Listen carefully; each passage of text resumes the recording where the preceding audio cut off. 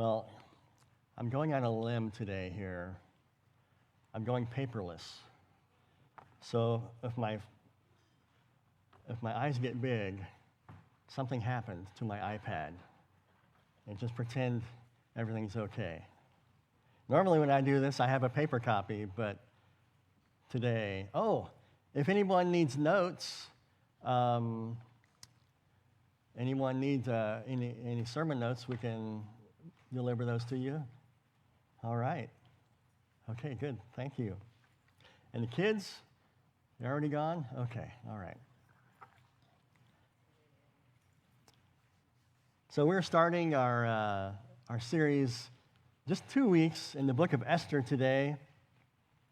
And so we're starting actually in chapter 4. So we got to figure out what happened in chapters 1 and 3. So we're going to go over that. But when was the last time you just couldn't see God in your circumstances? Maybe you prayed and nothing seemed to happen. Maybe you were waiting for an answer or a healing or any kind of direction, and you didn't get it. Maybe you looked around and you thought, God, where are you? Where are you? If you've ever felt that way, then Esther is your book. Because Esther is the only book in the Bible where God's name is never mentioned. Doesn't appear in the book, not once. Yet it contains one of the greatest acts of divine intervention in all of Scripture. Because God may seem invisible at the moment, but his hand becomes undeniable in the outcome. He may seem invisible in the moment, but his hand becomes undeniable in the outcome. Maybe that's one of the reasons that this book resonates with so many people. Esther reminds us of something we desperately need to hear. And if you have your notes and you're a note taker, here's our first note. God's silence does not mean God's absence. God's silence does not mean God's absence. Just because God seems quiet does not mean God isn't working. We saw that in our study of Ruth, didn't we? We saw that's a continuing theme, which is good to know, which is really good to know. It's encouraging. In fact, one of the major themes of Esther is that God is often doing his greatest work behind the scenes. And, excuse me, get a cough drop here.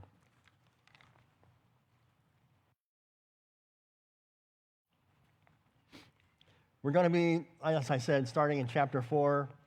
But before we do, let's get some background. We have a map here so we can kind of figure out what's going on.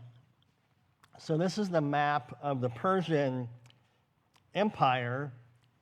And I don't know if you can see, right where that red line ends is the capital city, Susa. And so this is the domain of King Xerxes. And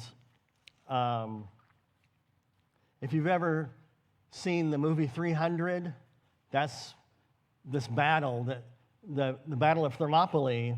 And so I think I have a picture of the Battle of Thermopylae. And so it was, so this is historical fact that ties into our story here. So when you studied Greek history in school, you learned, oh my goodness, the Battle of Thermopylae in 480 BC, where 7,000 Greek soldiers, led by King Leonidas, and 300 elite Spartans, which is where they get the name 300, held off King Xerxes and an army of over hundreds of thousands of Persians. This is the same Xerxes in our story today. The first thing we learn in Esther is that King Xerxes was a man of immense power and wealth. But here's what you need to understand about Xerxes. He had a lot of money and power, but he was not a great man. He was pompous and proud and arrogant and believed the entire world revolves around him. We know this because the first time we were introduced to him, he throws a banquet. Okay, yeah, a banquet. How long did the banquet last, you ask? 180 days. 6 months he throws a banquet just because he can. And then after the banquet, he invited everyone else, and he threw another party, and that party, according to verse 8 in chapter 1, there were no limits placed on the drinking. And what happens when you give people who normally don't drink too much drink? Everybody gets drunk and crazy. So he basically turned the palace into a 6-month bragging session, followed by a week-long drunken party. And then he calls for his queen to appear at the party. And I'm sure he just wanted to call her in so she could go over the amortization tables of the latest thing that he captured and stuff, probably just tie up some loose ends. No. He wanted to show her off. And she was like, you guys have been drinking for a whole week, and all you want to do is parade me around. I'm not having any of it. And in his stupor, King Xerxes asks his advisors what he should do. And they said, get rid of her. She's an embarrassment. She shouldn't do this to the king. And so he deposes her. And then she's gone. Well, then now he doesn't have a queen. And so his advisors say, well, let's have a contest and find a new queen. And here's where this Jewish girl named Esther comes into the picture. Now, there's a couple of things we need to know about Esther. She was an orphan, and she was raised by her older adult cousin named Mordecai. And he became a very important father figure to her. We also know this about Esther, according to chapter 2, verse 7. She was very beautiful and lovely. She was a head turner.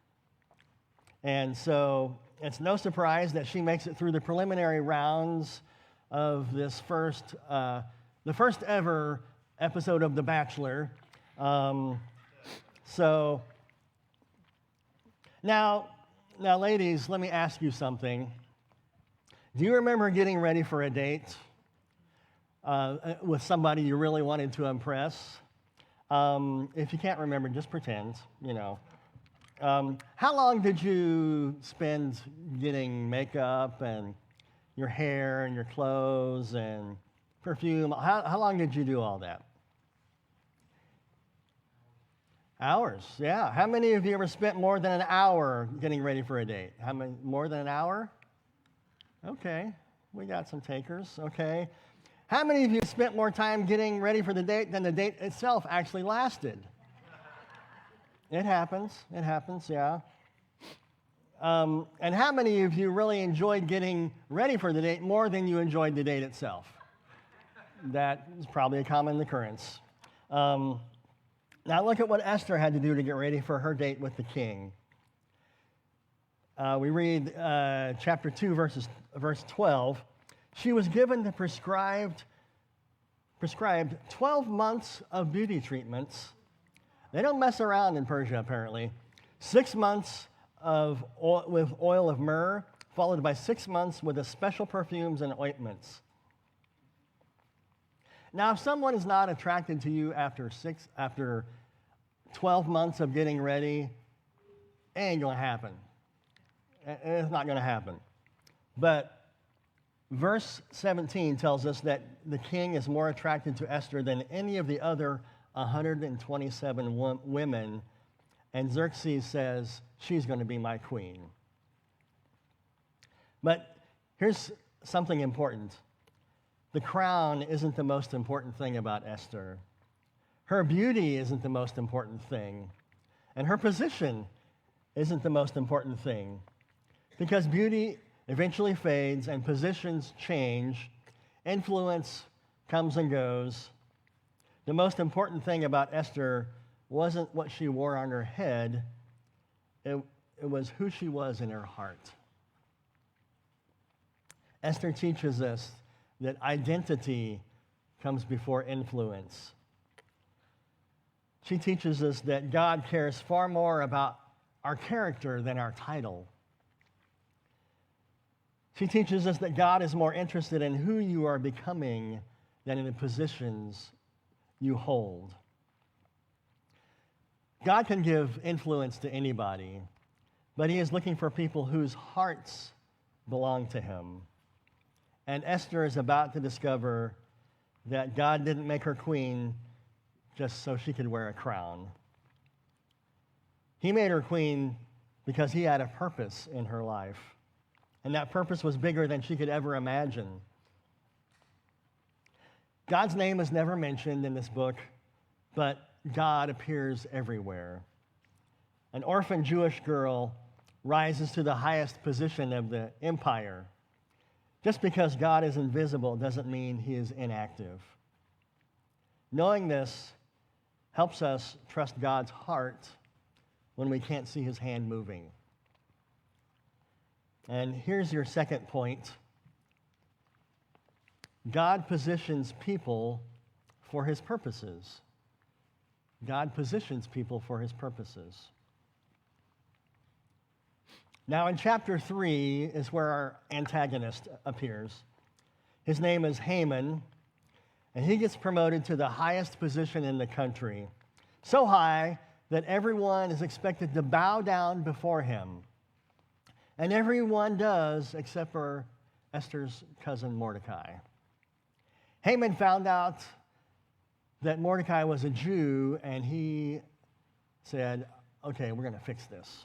And so he goes to King Xerxes, doesn't even tell King Xerxes the details of who these people are. He just says there's a group of people scattered throughout the empire, and they're different. They don't fit in. They don't follow our customs. And he says, if we kill them all, I will give you 10,000 bags of silver to be deposited into the royal treasury. And so the king makes a decree, and the interesting part about the story, they roll dice to find out when this is going to happen, and it's going to happen like a year or something, way down the line. And a couple other things to know is Mordecai told Esther to not tell anybody that she was a Jew. And so nobody in the palace, nobody in the whole process knows that she is a Jew. And also, there was an incident where Mordecai was standing at the gate, and he overheard some guys plotting to kill the king, King Xerxes. And so he goes and tells Esther, and then she tells the king and makes sure that Mordecai got the credit for it, and that's written down in the scrolls, and so the day was saved. So now that we're all caught up, let's jump into chapter 4. And so if you have your Bibles, Esther is right before Job, right before Psalms, and so right in that area right there. Let's start reading chapter 4 at verse 1. When Mordecai learned about all that had been done, this is about the decree going out to kill all the Jews, he tore his clothes, put on burlap and ashes, and went out into the city, crying with a loud, bitter wail. He went as far as the gate of the palace, for no one was allowed to enter the palace gate while wearing clothes of mourning. And as news of the king's decree reached all the provinces, there was great mourning among the Jews. They fasted, wept, and wailed, and many people lay in burlap and ashes. When Queen Esther's maids and eunuchs came and told her about Mordecai, she was deeply distressed. She sent clothing to him to replace the burlap, but he refused it. Then Esther sent for Hathach, one of the king's eunuchs who had been appointed as her attendant. She ordered him to go to Mordecai and find out what was troubling him and why he was in mourning. So Hathach went to Mordecai in the square in front of the palace gate. Mordecai told him the whole story, including the exact amount of money Haman had promised to pay into the royal treasury for the destruction of the Jews. Mordecai gave Hathach a copy of the decree issued in Susa that called for the death of all Jews. He asked Hathach to show it to Esther and explain the situation to her. He also asked Hathach to direct her to go to the king to beg for mercy and plead for her people. So Hathach returned to Esther with Mordecai's message. Then Esther told Hathach to go back and relay this message to Mordecai. All the king's officials and even the people in the provinces know that anyone who appears before the king in his inner court without being invited is doomed to die unless the king holds out his gold scepter. And the king has not called for me to come to him for 30 days. So Hathach gave Esther's message to Mordecai. This guy's busy running back and forth. Mordecai sent this reply to Esther. Don't think for a minute that because you're in the palace, you will escape when all the Jews are killed. If you keep quiet at a time like this, deliverance and relief for the Jews will arise from some other place, but you and your relatives will die. Who knows if perhaps you were made queen for such a time as this? Then Esther sent this reply to Mordecai. Go and gather together all the Jews of Susa and fast for me. Do not eat or drink for 3 days, night or day. My maids and I will do the same. And then, though it is against the law, I will go in to see the king. If I must die, I must die. So Mordecai went away and did everything Esther had ordered him.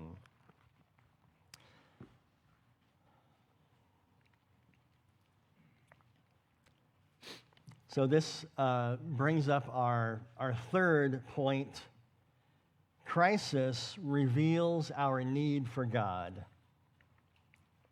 Crisis reveals our need for God. The Jews fasted and wept and mourned. They were helpless. They could not vote their way out of this problem. They could not buy their way out of the problem. They couldn't even fight their way out of the problem. Their only hope was God. When a crisis unexpectedly appears, people suddenly realize how little control they possess. God often uses crises to awaken his people. Comfort can lull us to sleep, can't it? But trials have a way of turning our hearts back to him. I have a picture here. We all know what this means. We live in Florida. We've all been through hurricanes living here. And when that happens, what are we worried about?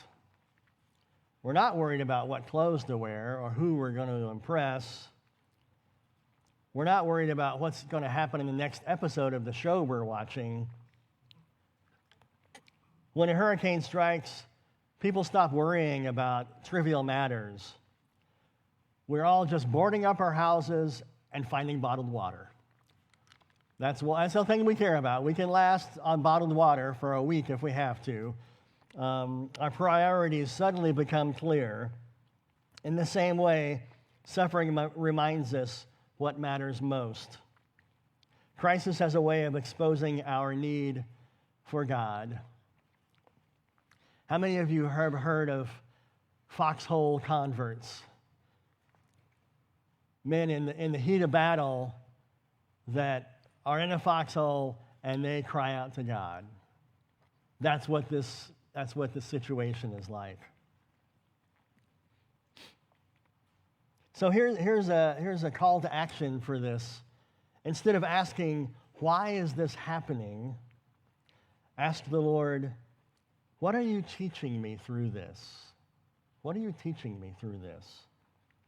Don't waste a crisis. Don't waste a crisis. Well, this brings up our fourth point. God has positioned you for a purpose. When Mordecai hears of the plot, he mourns and realizes there is only one person who can talk to King Xerxes about this. And it's not him, it is Esther. So he sends word to her to ask her to go to the king and plead for her people. And we read earlier, this is how she responds. All the king's officials and even the people in the provinces know that anyone who appears before the king in his inner court without being invited is doomed to die unless the king holds out his gold scepter. And the king has not called for me for more than 30 days. So she's saying, Mordecai, have you lost your mind? Do you not know what's going on here? If I walk into that room uninvited, I could die.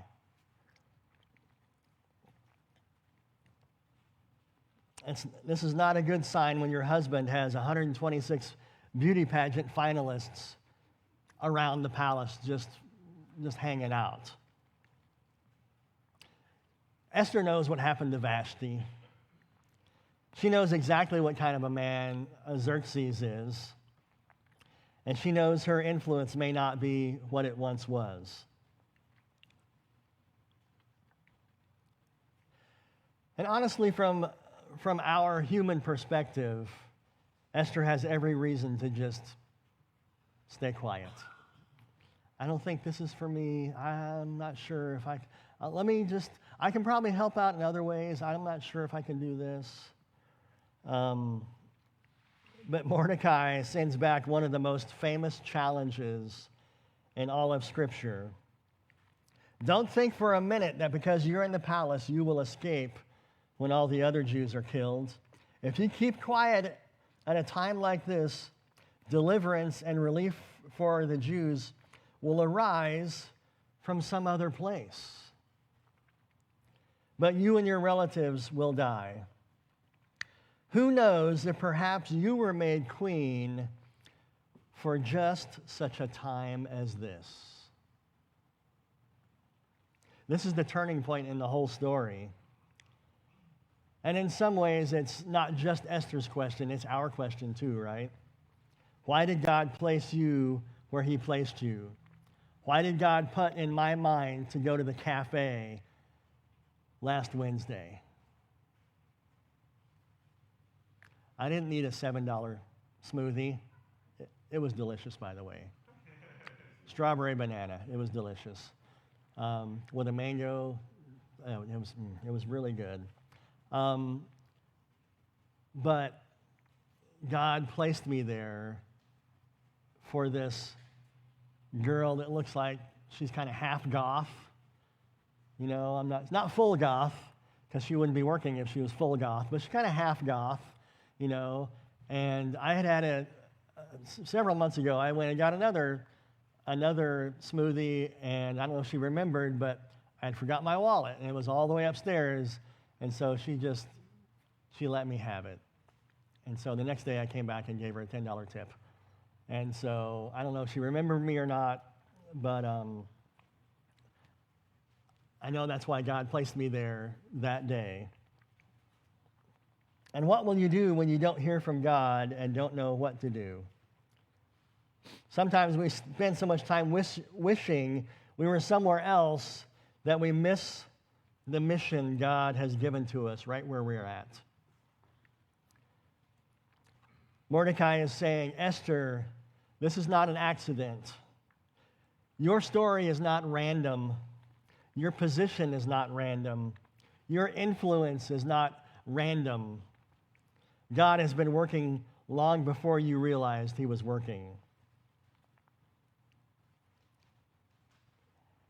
And the same is true for you and me, right? God didn't accidentally place you where you are. God didn't give you the opportunities you have. He didn't accidentally put the people in your life that are in your life. You may be closer to your God-given purpose than you realize. And here is her response that shows the true character of Esther. She says, "Go and gather together all of the Jews of Susa and fast for me. Do not eat or drink for 3 days, night or day. My maids and I will do the same. And then, though it is against the law, I will go and see the king. If I must die, I must die." Esther is terrified. She's overwhelmed. She's confused. And she realizes that the stakes are enormous. She doesn't know what to do. But what's the first thing that she does? She doesn't strategize. She doesn't panic. She doesn't hide herself in the corner. She surrounds herself with community, and they fast and they pray together. This is so opposite of what we tend to do, isn't it? We have this great decision or this something, and we just want to pull away. And we want to isolate from the very people that God has placed around us to help us. When life gets hard, we stop answering calls. We stop coming to church or our small groups. We stop asking for prayer. We isolate. We think we can figure it out. But Esther does the opposite. She says, I need God's help. I need God's people. And she fasts and prays and asks others to join her. And so here is our next note. When you don't know what to do, seek God with others. When you don't know what to do, seek God with others. Don't isolate. Gather people around you. Ask for prayer. Ask for wisdom. Ask for support. The enemy wants you alone, right? But God has designed us for community. That's the reason we're here today. Notice that prayer and fasting didn't remove Esther's fear. She was still afraid, but it gave her the strength to move forward. When you don't know what to do, don't pull away from God's people. Pull closer. So to kind of wrap this up, in chapters 1 through 3, God was arranging circumstances. In chapter 4, he revealed his purpose. And in the chapters that follow, God will demonstrate his power, and we'll find out what that is next week. The same God who positioned Esther is still positioning his people today. And this is what we learned in Ruth, right? It's the same lessons we're learning over. And it's like, apparently we need to know this. This is important. We're not here by accident. We're not living in this generation by chance. We are here by divine appointment. Perhaps God has placed you exactly where you are for such a time as this. So you can ask yourself, and I think I have this in your notes, where has fear kept me from obedience? Am I seeking God through prayer?